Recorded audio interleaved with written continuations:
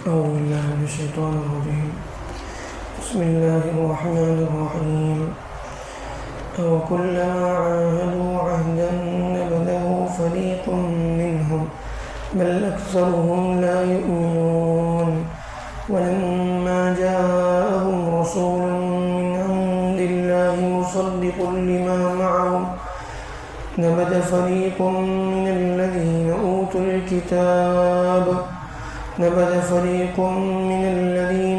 الكتاب كتاب الله وراء ظهورهم كأنهم لا يعلمون. اللہ تعالیٰ فرماتے ہیں کہ کیا ان لوگوں نے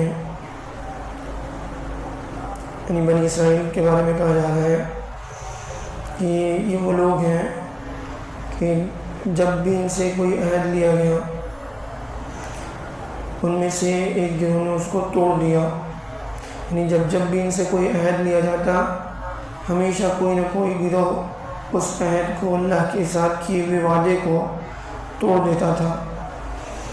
بلکہ ایک گروہ کا نہیں بلکہ ان کے اکثر لوگوں کا حال یہی تھا کہ بل اکثرهم لا یؤمنون. ان میں سے اکثر لوگ وہ تھے جو ایمان نہیں رکھتے تھے، جن کے دلوں میں ایمان نہیں تھا، جو ایمان نہیں لاتے ہیں، یعنی اللہ کے ساتھ کیا ہوا عہد اس کا لحاظ نہیں رکھتے ہیں، اس کے خلاف کرتے ہیں. وَلَمَّا جَاءَهُمْ رَسُولٌ مِّنْ عِندِ اللَّهِ. اور پھر جب ان کے پاس اللہ کی طرف سے رسول آئے، اور وہ رسول کون سے یا کیسے رسول؟ وہ رسول وہ جنہوں نے یعنی ان کے پاس جو کچھ موجود ہے اللہ کی کتاب توریت کی شکل میں جو موجود ہے اس کا جو ہے اس کی تصدیق کرنے والے. تو ان میں سے ایک گروہ جن کو اللہ کی کتاب دی گئی تھی ان میں سے ایک گروہ نے اللہ کی کتاب کو پس پش ڈال دیا، پیٹھ پیچھے پھینک دیا. جن کو اللہ کی کتاب ملی ہے، جن میں اللہ کی کتاب یعنی جن میں پہلے سے جو ہے رسول کے بارے میں بتایا جا چکا ہے، ان کی نشانیاں موجود ہیں، پھر بھی انہوں نے اس کو پس پش ڈال دیا، اللہ کی کتاب کو پیٹھ پیچھے پھینک دیا. کأنہم لا یعلمون. گویا کہ انہیں کچھ یعنی اس کے بارے میں پتہ ہی نہیں ہے. جس رسول کے بارے میں ان کے یہاں نشانیاں موجود ہیں، پہلے سے بتایا جا چکا ہے، پھر بھی جب وہ رسول جو ہے ان ساری نشانیوں کے ساتھ ان کے سامنے آتے ہیں اس کو ماننے کے لیے تیار نہیں ہوتے، الٹے جو ہے یعنی اللہ کی نشانیوں کو اللہ کی کتاب کو جو ہے پیٹھ پیچھے ڈال دیتے ہیں. تو ان دو آیتوں میں یہ بنی اسرائیل وہ قوم ہے جیسا کہ بار بار تذکرہ انہی کا چل رہا ہے. بنی اسرائیل میں بڑی تفصیل کے ساتھ اللہ تعالیٰ نے سورہ بقرہ میں بنی اسرائیل کے بارے میں بڑی تفصیل کے ساتھ اللہ تعالیٰ نے جو ہے ان کرتوتوں کا تذکرہ کیا ہے جن کی وجہ سے وہ اللہ کے غصے کے شکار ہوئے. اللہ کی نظر میں جو ہے یعنی اللہ کی طرف سے بڑی محرومی ان کے لیے لکھ دی گئی. تو اب یہاں پر اللہ تعالیٰ ان کی دو عادتوں کا تذکرہ کر رہے ہیں.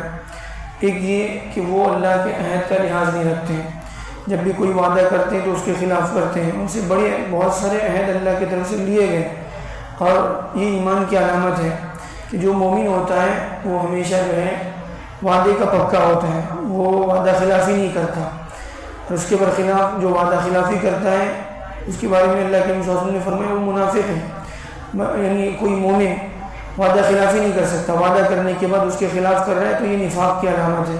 تو اس سے آدمی کو ہمیشہ بچنا چاہیے.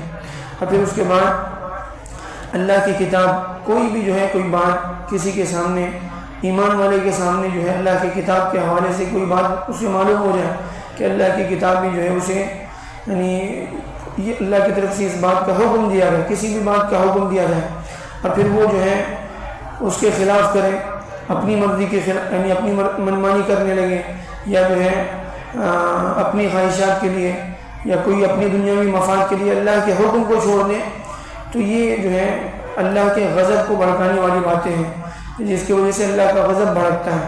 یہود اور بنی اسرائیل وہ قوم ہے جن کے اوپر اللہ کا غضب ہوتا ہے، جس کے لیے ہم لوگ جو ہے ہر نماز کی ہر رکعت میں سورہ فاتحہ میں غیر المغضوب علیہم پڑھتے ہیں کہ اللہ ان لوگوں کے راستے سے ہمیں بچا جن پر تیرا غضب اترا.